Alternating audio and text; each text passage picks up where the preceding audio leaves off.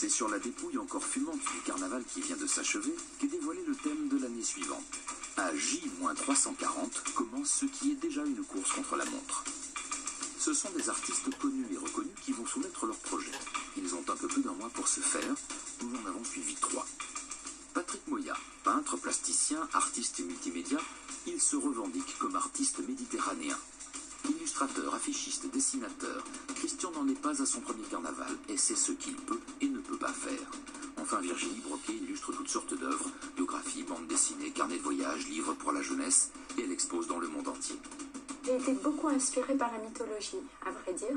Le côté grec, romain, Poséidon, les sirènes. J'ai commencé à en faire 1, 2, 3, enfin, là je m'arrête un petit peu, parce que j'en suis à 8. C'était vraiment un grand plaisir de travailler sur ce sujet. Le thème de la Méditerranée, c'est un thème qui m'intéresse, puisque moi je me définis comme un artiste méditerranéen, donc c'est vraiment le thème idéal.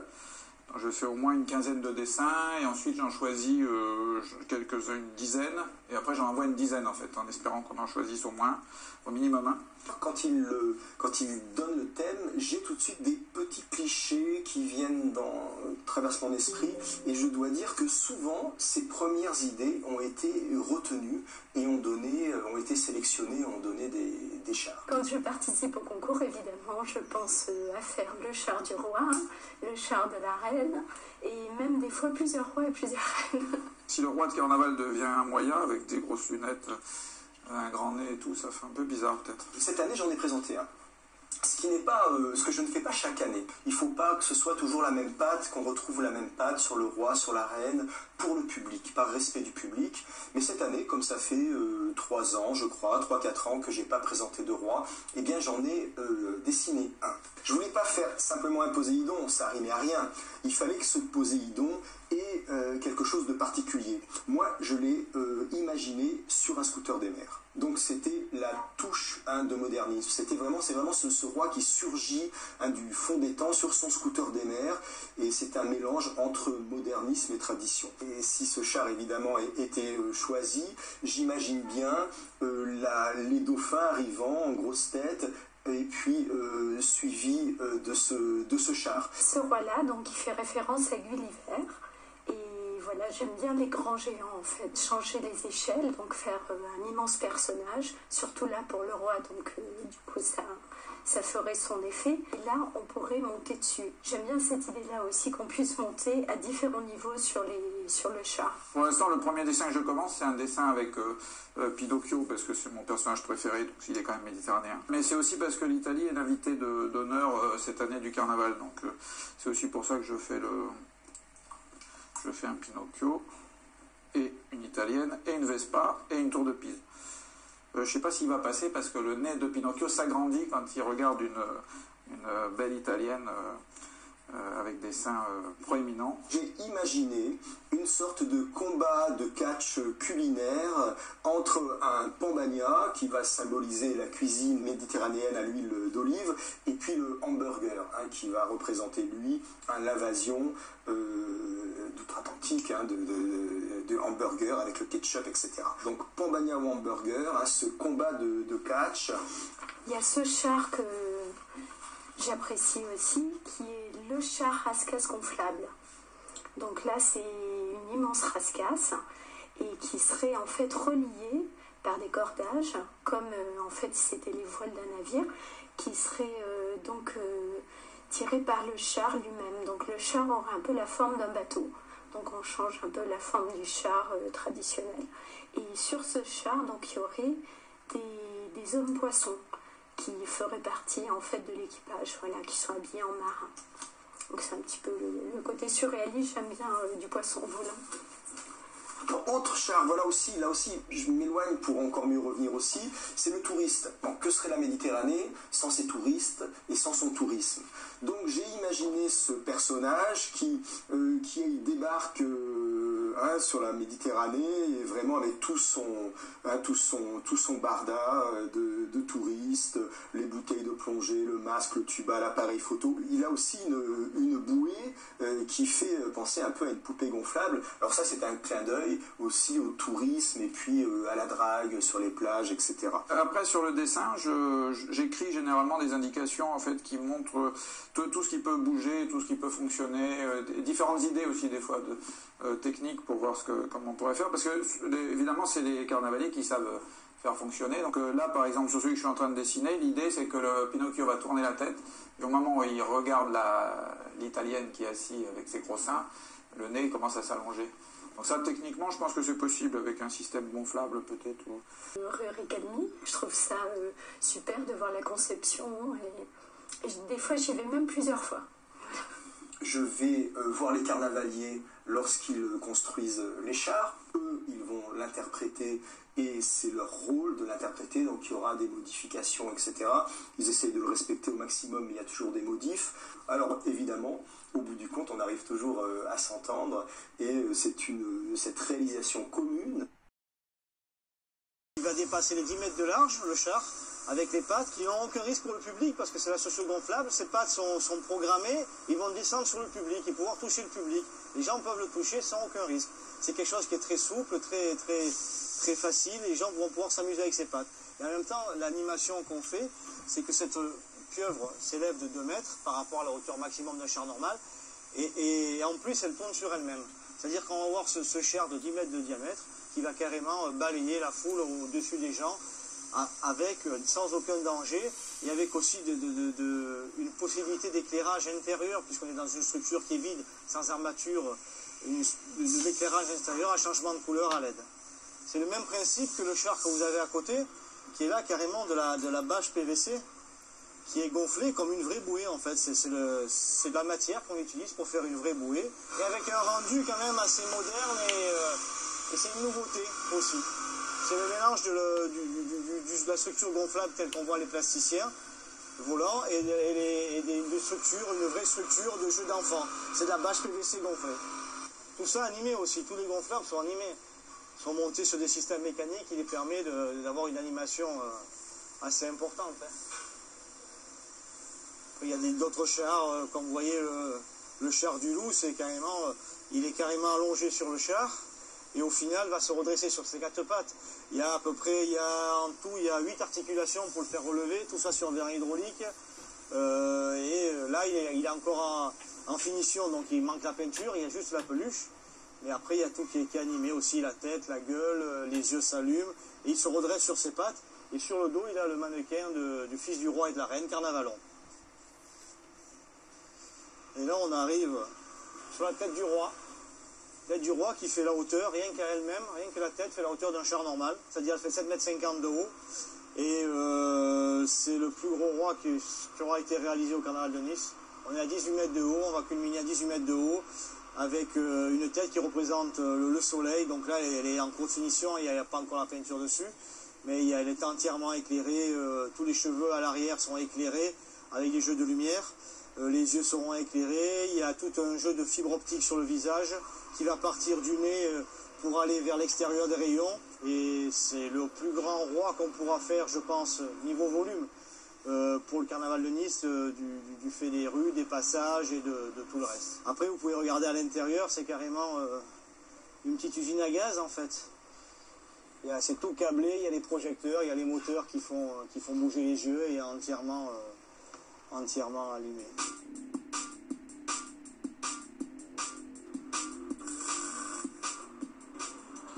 Je suis en train de former un personnage qui, sur la maquette, se retrouvera quasiment allongé dans une bouée. C'est un genre de baigneur. Un personnage qui fait 6 mètres de long et qui va bouger en basculant de avant, arrière et sur les côtés, comme s'il était sur l'eau, comme s'il flottait sur l'eau.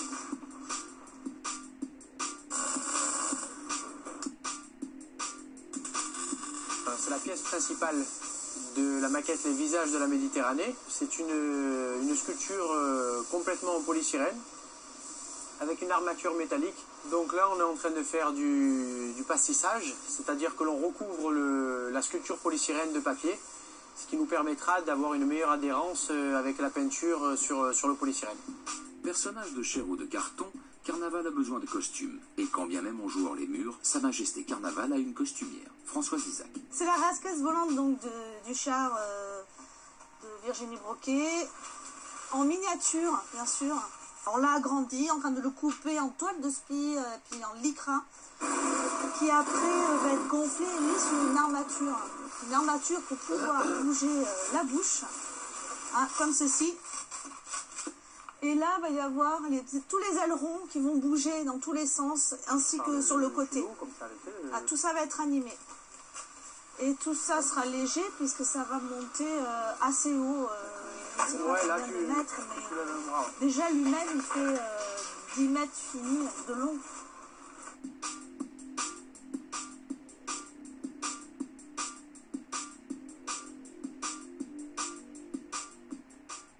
En ce moment, je suis en train de faire la peinture, de finaliser la peinture de la rascasse, qui est un des derniers chars du carnaval, une des dernières pièces, pour qu'on ait le fini tous les chars en fait pour la sortie d'après-demain. On regarde un petit peu quelques modèles, mais il n'y a pas de travaux préparatoires c'est un petit peu l'inspiration. C'est un travail sans filet. Le repentir est difficile, mais enfin bon, il est toujours possible, mais il vaut mieux éviter d'en faire. Il faut avoir déjà un petit peu la conscience de ce qu'on a travaillé. Si c'est quelque chose d'aquatique, ce seront des ronds, ce seront des choses rondes, des choses douces. C'est pas forcément dans la dynamique, c'est plutôt dans la douceur et dans la pesanteur, quoi. Je fais tout le dessin que j'ai en tête de la rascasse, et après je viens avec des couleurs dans les parties claires. Je laisse les parties sombres avec le rouge. Et je viens faire des réaux avec le blanc. Ça me permet d'avoir rapidement un effet intéressant, d'avoir du volume. Le plus embêtant dans ce genre de travaux, c'est l'accessibilité en fait. Quand on peut travailler au sol comme aujourd'hui, une journée suffit à remplir un grand volume de 5-6 mètres de long et de 3-4 mètres de haut. Parce qu'on est au sol, un accès facile, mais dès qu'on commence à utiliser une nacelle ou à faire de la peinture acrobatique, c'est là où les choses se compliquent énormément en fait. Si ça tenait qu'à moi, je resterai une semaine ou deux sur le même gonflable. Mais ce serait intenable par rapport à nos délais. Là, il nous reste 3 jours. Et le char est toujours pas monté. On est en train de monter. Il y a une partie d'équipe qui le monte. Qui monte toute la mécanique à l'extérieur. Là, je prépare donc la partie haute du char. Mais on n'a plus qu'un délai tellement restreint pour le réaliser. Ben, on ne peut pas y revenir. On n'a pas le droit. Donc il faut un minimum de temps qu'on réalise un maximum d'effets sur le char. Moment fort du carnaval, les batailles de fleurs font l'objet d'attention particulière. Des petites mains se consacrent exclusivement aux costumes portés à cette occasion. En tant que toute couturière, cette année, ce qui est exceptionnel, c'est qu'on ait fait la création aussi. Et c'est génial, en fait, voilà. On a tout essayé de dessiner précisément ce qu'on voulait, pour simplifier le travail, pour nos idées, mais après on discute entre nous toujours, on confronte nos idées, nos envies pour faire évoluer le costume. Ici, on part de la maquette, on va chercher les tissus et on fait tout de A à Z. Et ça, pour une couturière, oui, c'est la grosse différence, c'est que vraiment on est investi de A à Z. Quand on a voulu créer un costume rapprochant tous les pays de la Méditerranée, on a fait un mélange avec des restes d'un de mes sacs à dos de voyage. C'est un sac à dos qui a voyagé partout. On a récupéré les plus grosses parties du sac à dos, les bretelles, les petits filets, tout ce qui symbolisait vraiment le sac à dos de voyage. Et les drapeaux vont vraiment être en l'air, en plein vent. Elle est magnifique et elle est très grande, elle est sur un char qui va être très en hauteur, donc ça va vraiment donner de l'ampleur au costume. Alors celle-là, c'est un char où il y en a 2, il s'appelle Saveur du Sud. Et donc on est parti sur les fruits et les légumes qui symbolisaient notre région, la Côte d'Azur, la Provence et tout. Et donc on est parti sur une jupe artichaut. Donc ça c'est une jupe qui a demandé énormément de travail, déjà pour le volume, découper les artichauts, après les assembler, pailleter. Donc là aussi on a les petites asperges en crin, donc c'est des boudins de crin comme ça qu'on a bombé. Donc on a les carottes qui nous font récemment on va dire penser à une cornemuse, un peu pas très méditerranéen, mais très amusant. Donc voilà, on a les aubergines, les petites tomates cerises qui vont être autour du bras. Et donc voilà, on a utilisé des plumes pour faire les carottes et tout. On essaye de faire un travail de matirage et un mélange de couleurs et de matière. À 7 jours du coup d'envoi, la reine est élue. Les internautes du monde entier qui ont voté pour leur candidat préféré parmi les 9 jeunes femmes sélectionnées, 16 484 votes, majorité européenne, mobilisation de 52 pays. Je vais ouvrir les enveloppes. La deuxième dauphine, il s'agit d'Astrid. La première dauphine, Alicia.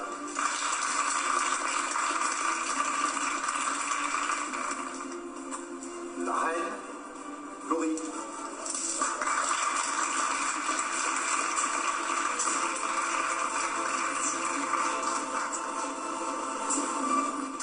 Allez, venez.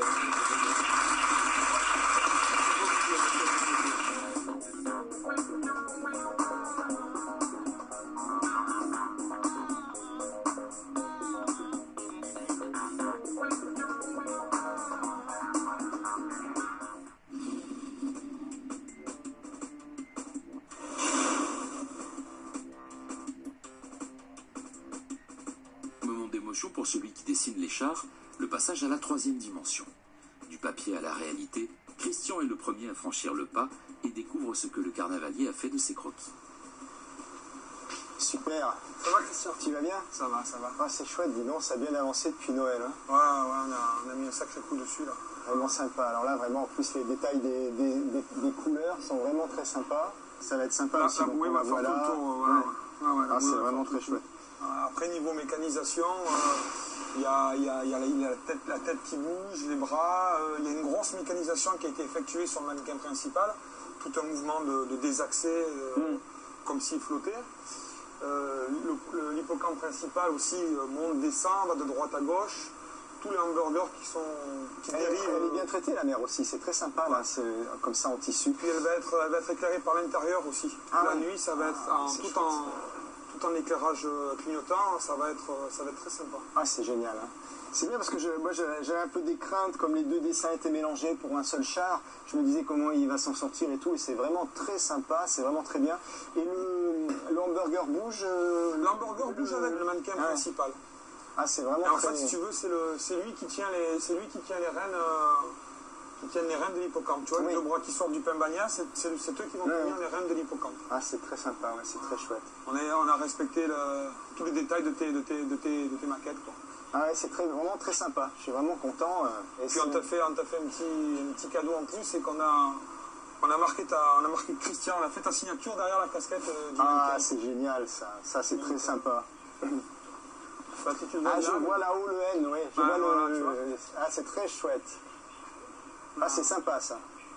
Merci, c'est un joli cadeau et c'est très sympa. Peut-être sur le t-shirt on pourrait marquer Nice ou un truc de ce style, tu vois, un truc y a aucun problème. Très touriste là, tu vois, j'aime Nice, I love Nice, voilà, I love Nice, ça serait génial ça. Y a pas de ça serait très sympa ça, tiens, de mettre ça sur le t-shirt. Ah ouais, ça, il n'y a aucun problème, ça peut être envisagé, il n'y a aucun souci. Et ce qui est intéressant pour nous, c'est que le résultat en 3D te convienne, quoi. Ouais, évidemment, ouais, non, c'est chouette. Le projet initial quand même est de toi. Hein.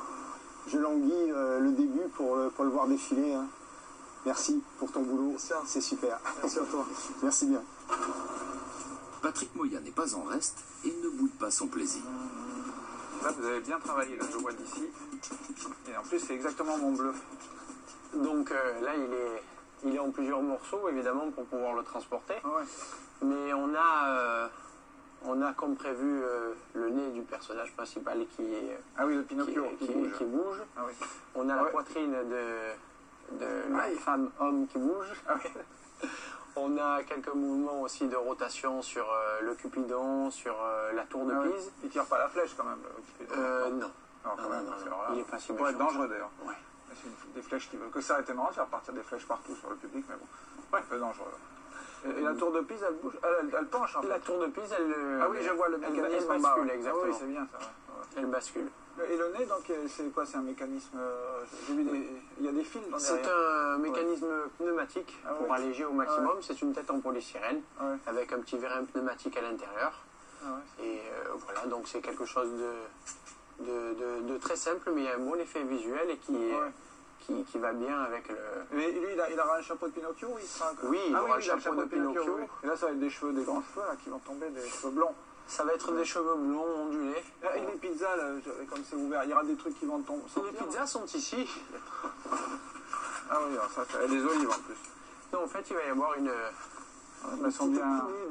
Oui, c'est ça, comme ça de pizza. Oui, il perd les pizzas, il voit la femme et il perd les pizzas. Mais là, oui, pour le scooter, qu'est-ce que je fais? Je le peins en bleu, donc pareil. Je pense qu'il faudrait, pour harmoniser, comme c'est des éléments d'animation qui sont derrière ce char, ça serait bien pour harmoniser le scooter. Oui, de personnage, de pouvoir faire quelques petits nuages. Mais je pense que là, je vais peut-être faire les nuages un peu plus longs, c'est comme si c'était de la fumée qui partait comme ça.